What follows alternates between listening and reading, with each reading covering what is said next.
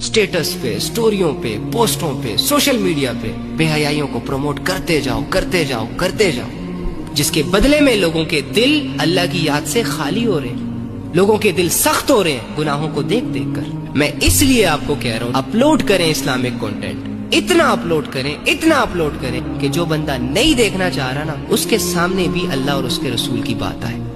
Doesn't matter आपको कोई appreciate करता है या नहीं करता, आपको वैल्यूज दी जाती है या नहीं दी जाती। शेयर करें इस्लामिक कंटेंट, जिसकी जो बात अच्छी लगती है लगाएं उसे व्हाट्सएप स्टेटस पे, लगाएं उसे अपने अकाउंट्स पे। अगर आप बोल नहीं सकते तो बोलने वालों का साथ दें। आपके अंदर जो भी स्किल है उसे पॉलिश करें और उसे इस्लाम पर लगाएं। अगर आप अच्छा बोल सकते हैं, बोले अल्लाह रसूल को।